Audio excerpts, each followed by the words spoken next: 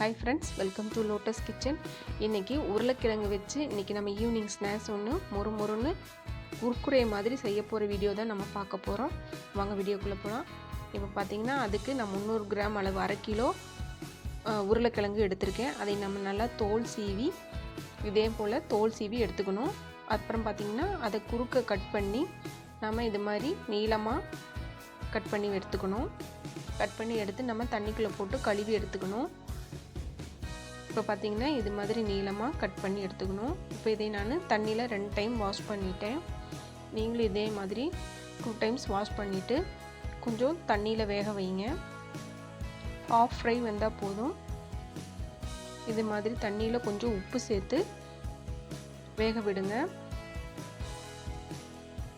ஒரு 5 மினிட்ஸ் நீங்கள் குக் பண்ணால் போதும். பாதி வெந்ததுக்கப்புறம் நம்ம இதை மாற்றி வச்சுக்கலாம். இதை ஒரு துணியில் ட்ரை பண்ணுற அளவுக்கு தண்ணியெல்லாம் நம்ம ஈர்க்கணும். அதுக்காக ட்ரை ஆகணும். அதுக்காக நம்ம இதை ஒரு துணியில் போட்டுக்கலாம்.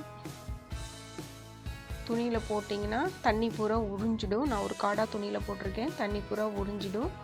தண்ணி பூரா நல்லா ஃப்ரை ஆனதுக்கப்புறம் ட்ரை ஆனதுக்கப்புறம் இப்போ அதுக்கு தேவையான மசாலா பொடி சேர்க்க போகிறேன். 2 ஸ்பூன் மிளகாய்த்தூள், 1 ஸ்பூன் கார்ன்ஃப்ளவர் மாவு, 2 ஸ்பூன் மைதா மாவு, 1 ஸ்பூன் கரம் மசாலா, கொஞ்சோண்டு உப்பு. ஏற்கனவே உப்பு சேர்த்து உருளைக்கிழங்கு வச்சுருக்கிறதுனால மசாலாவுக்கு தேவையான உப்பு சேர்த்து கொஞ்சம் தண்ணி தெளித்து நம்ம இதை நல்லா ட்ரையாக பிசைஞ்சு வச்சுக்கலாம். இது மாதிரி கொஞ்சம் தண்ணி சேர்த்து நீங்கள் நல்லா ட்ரையாக ஃப்ரை பண்ணி எடுத்துக்கோங்க. நல்லா மிக்ஸ் பண்ணி எடுத்துக்கோங்க. இப்போ அடுத்தது பார்த்தீங்கன்னா இதையே நம்ம நல்லா ஒரு கடாயில் பொரிக்க தேவையான அளவுக்கு எண்ணெய் விட்டு எண்ணெய் நல்லா காஞ்சிடணும்.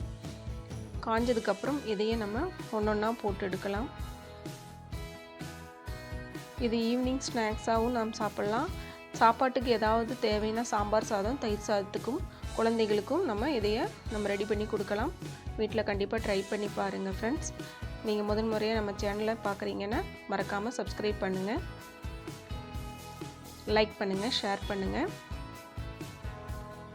இப்போ நம்ம வீட்லேயே ஈஸியாக 5 மினிட்ஸில் நமக்கு தேவையான குர்குரே உருளைக்கிழங்குல செய்த குர்குரே ரெடி ஆயிடுச்சு ஃப்ரெண்ட்ஸ். தேங்க்யூ ஃபார் வாட்சிங்.